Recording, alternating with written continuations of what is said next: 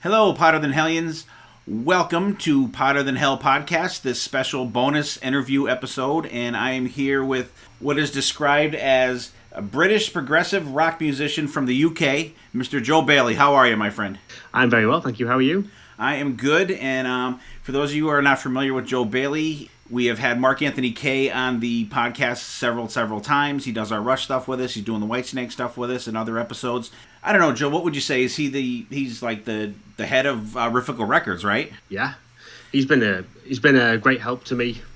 Generally, since the first time I started talking to him, he's been at my side throughout the whole process. Yeah. Yeah. So so Mark signed Joe to Riffical Records, and Joe has been on the last two Projekt Gemineye albums, doing some co-vocals with Mark, and he also does the Dark Monarchy with Mark as well. And we'll get into a little Dark Monarchy stuff in a little bit. But the main reason we're here today is Joe has a new release, came out on the 12th of May, wasn't it? Or the 14th, I think. 14th. Right around about that time. Okay, 14th of May came out, and it's called Ghosts. It's a great progressive rock album. It's got, I would say, I actually picked up influences of Pink Floyd. A lot of stuff, a lot of guitar work got a lot of Pink Floyd feel to it for me. Some Yes feel to it, and definitely different, rock and metal. I even got some TSO in there. So, we'll get into it. And Joe, for you making these albums, and you had your first album come out in 2015, correct? Yes, that's correct. Yeah. Yeah, and but the new one here, as I said before, picked up by Riffical Records, and Joe, what does that mean for you as an artist to be picked up by a record label rather than just totally independent, how you have been? It makes things a lot easier for me. I've never, promoting myself as a product has never been something that I've been particularly good at. So Mark's been really good at helping me get my name out there, and he does all the sort of the hard stuff for me, and I can just knuckle down and do the creative and the music side of it. So it's changed things a lot. I mean, the success of this album so far has been way more than any of the previous records. So it's head and shoulders above the previous records. Yeah. Oh, that's fantastic. Yeah, and I've said, Joe's been on Projekt Gemineye with Mark, and we'll get into. I want to do a track by track with you, Joe, as we go along, if that's okay with you. That's cool. Yeah, but before we get into that, what are your influences? Like, how did you get into music, and who's your go-to guys for either inspiration or just relaxing or anything like that? Generally, these days, I listen to a lot of sort of modern progressive rock bands. So the likes of Frost, who are like one of my favourite bands in the whole world. Bands like the Flower Kings, Car Mechanic, so that they sort of give me that sort of progressive sort of inspiration. And then there's bands that I grew up listening to. Well, I say bands, artists like Jean-Michel Jarre and Vangelis, that gives me that sort of inspiration to do all the sort of electronic side of things. I was born into a musical family, and there was always music on in the house. So there was always various different things playing at times, so I always had inspiration. Oh, that's cool. Yeah. I like getting into people's influences and stuff, and when you hear something come out in their music, a lot of people they'll wear their inspiration and their their influences on their sleeve, and I like that, and I like because you get a little different perspective once you hear like where they're coming from, and then you hear those influences in the music. I think it's fantastic. For our listeners out there, they know from the interviews I've done with Mark that I am absolutely fascinated by the recording process. Just the like getting into it. Like, how do you start? How do you how do you work? And that's kind of what I wanted to get into with you first, Joe. That what's your process? When you say, okay, the last album I did has run its course, so now I'm going to gear up for my next album. What's your process of how you get into that? Okay, so I've always got ideas floating around. I'm normally writing the follow-up album before the the new one's even been released. Okay. it just tends to work out that way. A lot of my ideas are just ideas that come into my head when I'm at work. I think that's a good melody, and then I'll just record it by singing into my phone, and then from there I'll get a few ideas from that one melody, and then when I get home I'll sort of like put it all down, and then I'll work out sort of riffs to go behind it, and then it just builds up from there. The recording process is basically when I'm writing, I have all of the keys, orchestrations, and like drums all tabbed out, ready to go, and then at the very final stages I will add guitars, bass, and vocals. It's sort of like the keys and the drums are like sort of the backbone, and that's how I write most of my music. From that perspective, I very rarely pick the guitar up to write. I only figure out what the guitars are doing after the fact. And the writing process for me is very quick. I write anywhere from 10 to 20 songs, and then I will narrow them down to the best ones, and then I've got to sort of kick the rest to the curb. It's not easy choosing, but got to pick the best ones, and it's always a very enjoyable process. Sometimes I can get a bit frustrated when it comes to recording vocals, but other than that, I love the whole process. Great, that's awesome. I like to hear just now, and what I was going to ask too is, and you pretty much answered it for me. How you write is you write pretty much the keyboards, and so that's how you hear it in your head, the keyboard parts, and then you just fill in everything else along the way. Yeah, pretty much. I mean, I've always used like strings and orchestration to sort of fill out the chords for me rather than me playing it on the guitar, just because it's easy for me to do it that way. So yeah, the keys and the orchestration are generally the most important part for me in the writing process. Yeah. Okay. Now, when you worked on the Dark Monarchy album with Mark, how different was it your process with collaborating with someone? Because all your other albums I've noticed are it's just you, and like this new album is just you. How different is that of a dynamic for you, working with someone else and getting used to working with someone else when you're totally used to doing everything yourself? Yeah, it was really good actually. It was quite an exciting process, because we had like a very, very in-depth briefing beforehand of how we were going to go about it. Once we'd figured everything out, it was like clockwork really, and then with every song that we wrote, it got easier. And then obviously we've just written the second album as well, so the second time round it was a breeze, and we had so many songs to choose from. It was a really, really tough decision trying to choose which songs were going to be on the final product and which songs were going to have to go on a later release.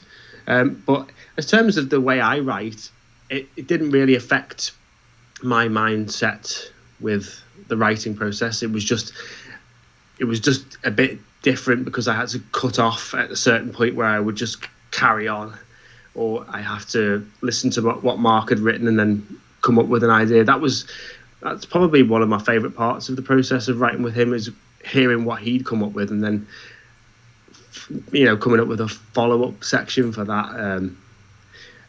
It was different, but very enjoyable. That's cool. And I would love to, because I like Mark when he's in the process of doing the Projekt Gemineye albums. Like he'll, he does those video updates that he does all the time. I like when he does them and you get the updates and stuff like that. I just love the process of it all. And when you guys do the Dark Monarchy stuff, I know you guys. Do you guys have a release date for the second one? Not a concrete release date, but we're looking at possibly mid-July. I'm thinking we're going to probably release the first single in mid-June, and then hopefully have the album out in July.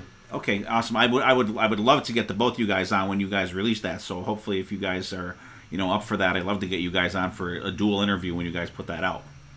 Yeah, that'd be awesome. Yeah. Any chances of Ghosts coming out as a physical product? Yes. Awesome. We are. The ball is rolling I think Mark is going to be posting a pre-order campaign. So I think this weekend he's going to be posting a pre-order campaign, and then there's going to be a certain amount of CDs that will be up for grabs. Yeah. So yeah. Great. My first physical CD as well. That's awesome. Personally. I love to have the whether it be CD or vinyl in my hand. Absolutely love it. Yeah. Do you mind if we go over the tracks here and on Ghosts? Yeah, that's great. Yeah. All right. Starts out with Haunted House. I like the intense atmosphere that the song gives you at the start. Like then when the main riff starts out, you get that heavy keyboard and synth sound, and it kind of ramps up the intensity for me in that part. The chorus is great, and this is the song right off the bat that there's like that little intense keyboard part like during the chorus, in between there, that gives me that TSO feel in there. I think it's a fantastic start to the album. Yeah. So when I was compiling the album, this was the one that I knew was going to be the opener to the album because it just had to be, and I think that the music kind of wrote itself, and there was so much happening, and that the actual music itself kind of inspired the lyrical content of it, because I think it sounds a bit creepy, it sounds a bit sort of playful at times, and I think it. The whole haunted house vibe was kind of present in the music, so it kind of spurred on what I was going to write about in the lyrics. Yeah, the lyrics throughout this whole album are really cool, and I was going through them. You got parts like "There's nothing like feeling helpless," "A body ready to corrode," "A life designed by wrong incisions." It's just. There's a lot of cool wordplay in some of these songs on here that I'm really enjoying, and I'm a huge prog rock guy. I love I'm not into like really in depth deep bands, but there's certain stuff that I like, and I just like the just the feel that you get, the intense feel out of some of the stuff like Haunted House. You get that intense feel, and you get the time changes. I'm a sucker for all that stuff, and second song. Actually, let me go back to the first song. It's got that like a jaunty piano part in it, like throughout the. I like that, and it's funny because that's how my son Dylan describes that type of piano, and it's a perfect word for it. You get that, and a lot of times I grasp for a way to describe that type of piano, but it's like a jaunty piano in there, and I get the guitar solo in this. I get David Gilmour like on that like big time. Like I could feel like that could be thrown on the wall or Dark Side of the Moon or something like that. So I get that feel in there. I like this, and I read one of the reviews that a guy put. I think it was on Facebook, that it's one of them albums where you can pick something up different every time you listen to it, and I was like, that guy is like right spot on with that. Cool, that's great. Yeah. Next song, River of Spite. I like it kind of just boom, just like starts right off, right at the beginning of the song, and gets right into the verses. The guitar solo is fantastic in it. I'm still getting. I like the nice kick down that it kind of ramps down a little bit for the verses. The tempo change is fantastic in there. The key little in this album, there's a lot of little things for me that like that guy said, you could just pick them up like different things, like the tempo change, and then you get that intensity, then right back down, and the piano is fantastic. The piano at the end of the song too is fantastic. Yeah, this was a weirdly happy sounding song. I'm very, very rarely writing in major keys, but I don't know. I don't know what spurred this on, but I'd been listening to a lot of Flower Kings, a lot of Flying Colours at the time, so that was probably the main influence behind the music. The music was written before the lyrics, so just naturally write lyrics about things that aren't particularly nice or pleasant, but it's kind of I don't know, it's kind of a weird contrast between the lyrics and the music, because there's so on one end it's so dark, and on the other end it's quite light. But I love this song, and I was conscious about the whole album, not just this track. I wanted to make sure that I showed off a bit on the guitar playing, because it's not something that I've done on the previous albums. I have played a couple of solos, but I've never really sort of, got carried away with guitar solos. So I wanted to, show off a bit on this one. I like it. I would encourage you to continue down that road for sure. Absolutely. Get to the next song, Waiting. It's got that single guitar in the beginning. Very, very 80s like synth feel to it, I think. I like the low. The only way I can really describe it is like the breathy vocals that you have on this one. And you got that drum shuffle going on there. And this song has a feel to me that it could be in a movie. Like that was the very thing that came into my mind, that the song could be definitely in a movie. Like very atmospheric. I love the build into the kick up. It gets really intense. Great mix with the piano during the verses.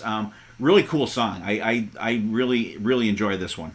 Cool. It was I don't know what I was doing when I wrote this song. I was playing around with synths, playing around with arpeggiators, and then I was messing around with weird sounding kits, and then I thought that I knew what I was going to do with the vocals once I'd written the verses and the opening sections, because it was kind of eerie sounding and a bit weird, that I wanted those kind of breathy vocals that you were mentioning. It's an effect that I've got on it that sort of pitch shifts half of the signal and then keeps some of the original signal coming through. I think a lot of the electronics on this song were massively inspired by sort of 80s synths, especially, like I mentioned, Jean-Michel Jarre and people like that.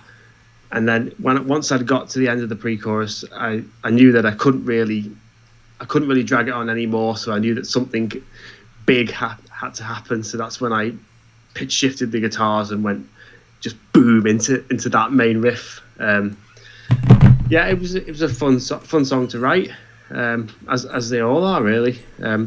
It was a weird one with this one. It wasn't really the song that I saw as being the first single, but the guy who did the video for this, Steve, he said this would be a great song to do as the video. So I trusted his judgment, and it kind of worked out well. And the video's blown up. Everyone's enjoying that one. Cool. So yeah, the video is really cool. Yeah. I love he's done a great job. I love the facial stuff that goes on there. It's like it's crazy. It's like kind of reminds you like in Poltergeist or something, when they're like, you get that that effect to it is really cool. Next song, Abracadabra. Not the Steve Miller Band Abracadabra, which I was pleasantly surprised to see, for sure. The shortest track on the album. Very, very melancholy feel I get to this song. I was listening to this song, and I was reading the lyrics, going along with it, and I'm just going to read the beginning here. When all is said and done, I'm crawling across the roads that lead nowhere. When I'm dead and gone, will you miss me? A premium box built for despair. And, as you go through this song, I'm like, holy shit. I'm like, these lyrics could be in a Slayer song. I read it through them a couple times, and I'm like, wow. I'm like, but it's funny because it fits the melancholy feel of this. The solo is melodic in it. I love the solo in this one. I don't know if it's intended to be anti-religious or just more of an agnostic kind of song, but like I definitely get I can picture these lyrics in a Tommy Araya singing, screaming these lyrics out on the stage. But like I said, they fit the theme with this album, how the song is. But like you could throw them in a Slayer song and they would work out fantastic. Yeah, they are pretty bleak lyrics, I must admit. It's not a dig at religion. It's more of sort of my take on other people's faith and how I sort of wish I could have that same faith that other people have. you know, if I had the ability to believe in God or a higher power, then I would. But unfortunately, my mind is unable to comprehend something like that. So, that was basically what that song was. Musically, it was written fairly quickly. I was conscious of what I was doing. I wanted to do sort of like a soft piano song with a build up and an epic ending, and then the sort of a quiet, calm sort of fade out. And I think I achieved that quite well. Next song, Rat Race, my favorite song on the album. Great up tempo song. I love that I don't know. It's like a harpsichord sound that is throughout the album. Like you know what I mean? That it's oh yes, I know what you mean. Yeah, I love that. I was like, holy shit. And you know, it's in the beginning there, then it goes away for a bit, like, and at the end I'm hoping for that to come back. I really love that part. It's got I love the pace of the verses. You know, hide your face, you make me sick. I like in the lyrics, very cool. Would this be like your pandemic song? Because it kind of seems like it has like a mask kind of feel to it. Yes, yeah. This is my pandemic song. I was conscious of when I was writing the lyrics of this album. I was conscious of how much I focused on the pandemic during the first Dark Monarchy album, and nearly every song I wrote was kind of about or related to. So I didn't want to sort of go down that road again, but I felt it necessary on this one. It was maybe it was in my head at the time when I was writing it. So yeah, it's about, because I work in a shop, so I'm surrounded by people all the time, and particularly at the beginning of the first lockdown here, people didn't really sort of take it seriously, and people kind of treated us like we were sort of invisible. So it was kind of frustrating not to be treated in a way that, you know, that they would be like to be treated. So yeah, it was kind of me venting at the majority of the general public. Okay. Yeah, I think it fitted the music perfectly as well. You know, it's kind of very, very aggressive sounding, isn't it? And very sort of dark, as per usual. Absolutely, and you get there's one part in it, like it's really has an emotional feel to it, like almost like a kind of a feel to it for me that I really love that in a song. And then that part comes back. I can't say how much I love that part. I love that sound. I'm always going back for that. I can't wait for that to come back into the song. And I like how I like the piano ending on this song as well. I think on some other stuff I don't think it would work, but I think it works. It kind of gives the song a little breathing room at the end for, you know what I mean, at the end of the song. I really enjoy that part of it. Cool. Yeah, I think I went to town on the pianos with this album. It was I think it's quite piano heavy, which is not unusual, but it's not, you know, like previous albums, they've had pianos in them, but I think with this one I was conscious of kind of beefing up the guitars and the strings with block piano chords. And, you know, I think the pianos are very, very important on this album.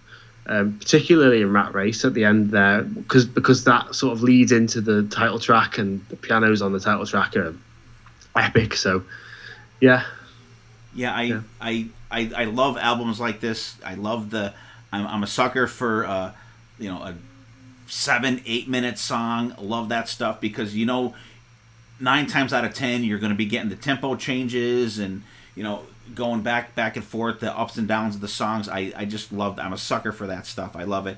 And like you said, the piano goes right into Ghosts. Very moody feel to it. Really cool melodic lead work in it. I love on this album you get like a build, like a ramp up on certain parts, and I get an early Styx feel in parts of this song. Like, you know, like way back, even before Tommy Shaw was in the band, like, you know, like Styx 1 to Styx 2 in the I don't know, was it the Wooden Nickel album years, like way back. And I get that like, you could even call it like ancient Styx sound to it. I really like it. I love the ups and downs, the tempo wise, and you got the piano at the end there too. Epic song. Yeah, this is my favorite on the whole album. And this was another one when I'd written this, I knew this was going to be the final track. So kind of having Haunted House and Ghosts set up as my opener and ender, it kind of helped me weave the other songs in between them, and I split them up. Just, I had like two typical songs. I don't mean typical, but typical Joe Bailey songs, and then I had the two sort of experimental pieces, and then two more of like very familiar songs at the end. I think Ghosts, the song, has everything in it that you would expect, I suppose. It has the heavy guitars, it has all the sort of playfulness, the orchestra, the sort of weird wobbly synths, and I think vocally this is probably my best performance on the whole album as well. I'm really pleased with the way this turned out. It's a great ender to the album. It is, and like you said, with Haunted House and Ghosts, great bookends, and I've binged myself on this album for like the last 2 weeks.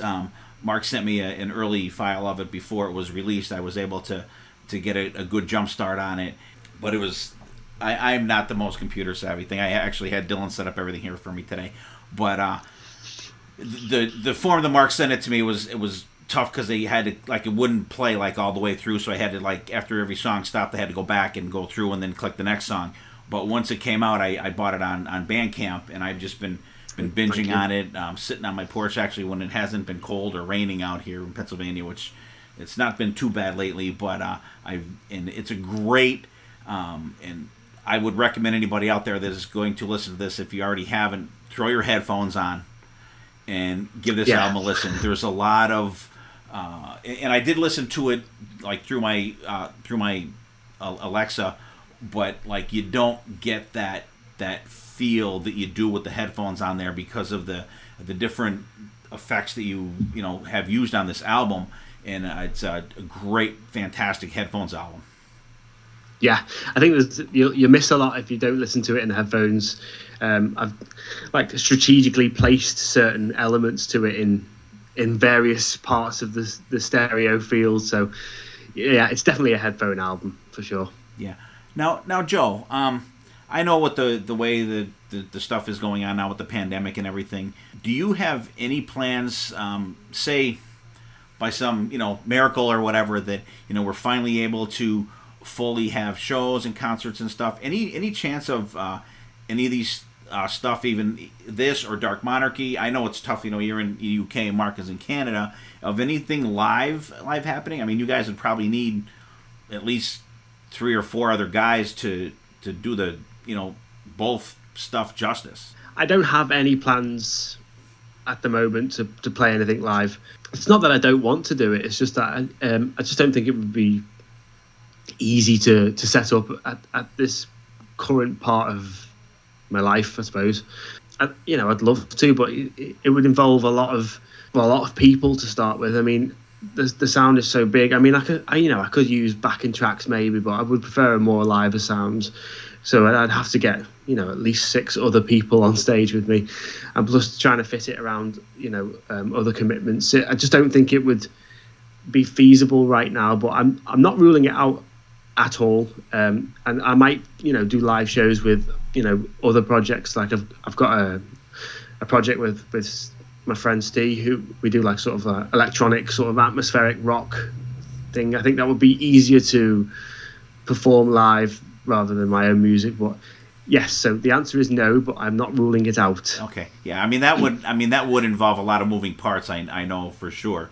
I mean, I think it would be cool. What I would really like to see is even like yours or something, Projekt Gemineye or something Dark Monarchy. You and Mark do a how they're doing those videos where like the one guy's like from Anthrax is on the drums and the guy from Night Ranger's on the guitar, like something like that, where you could record each part and then put it together as a like a YouTube video or something like that. I think it would be very cool and probably doable, right?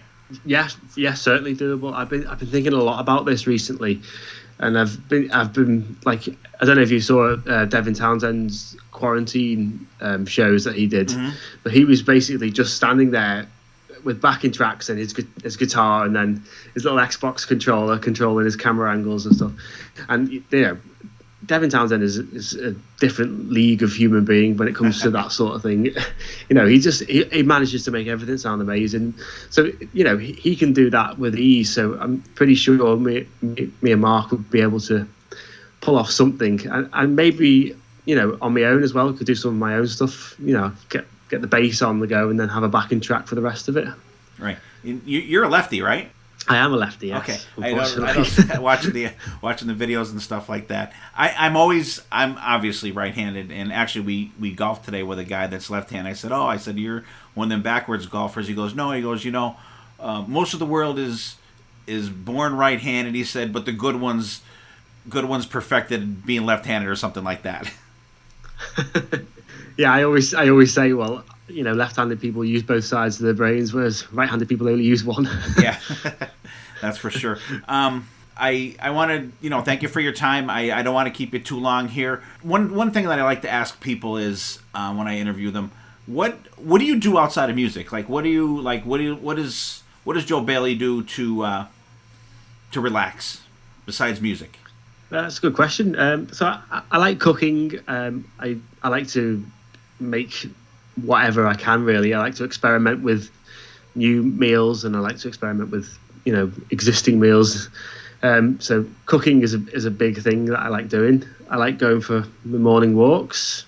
I always like to stick an album on, and I go for like a 3-4 mile walk every morning. So that's kind of it, really. You know, if I have any spare time when I'm not writing music, I like to, you know, play a couple of retro games here and there. You know, spending time with my wife watching TV and stuff. So yeah, just regular stuff, you know. All right. I always just I just like I just like to have people just say, you know, they're give another dimension to people, you know, saying what they like to do outside of the, you know, whatever they're being interviewed for, and I appreciate it. And Joe, give everybody the lowdown of what you got out, what you got coming out, where they could find you, and how they could check you out. Okay, so the brand new album is Ghosts. It's been out for, I think, 2 weeks now at this point. It's available on Bandcamp digitally for £4 or more if you prefer. There will be a CD version on a nice shiny digipack. Pre-order for that will be beginning very, very soon. I don't have an exact date. Pre-order for that, and then the album will be on CD, I would presume, in the next few months. After that, the new Dark Monarchy record is going to be out in July-ish. What else have I got going on? I'll probably be appearing on the next Projekt Gemineye album in the year 3073, Book 3. And that's the final book of the trilogy. So I'll be sad to see that come to an end, to be honest. So yeah, I presume that he's invited me back for the final chapter. I hope so. But, with regards to my music as well, I already have the next album written, so I will be beginning recording that over the next few months, but that won't be out until next year. But I just thought I'd throw that in there, that it is written. It's a concept album about a serial killer called H.H. Holmes. You've probably heard of him. Awesome. Yeah, so yeah, I was always busy, always making music. All right.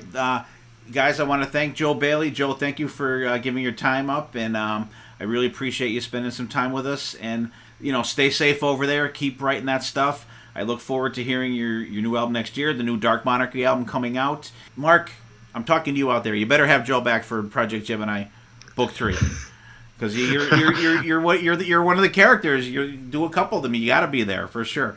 And I as well can't wait to hear how that comes out, how it ends. I'm like it ended. I'm like, oh, like I want the rest of it.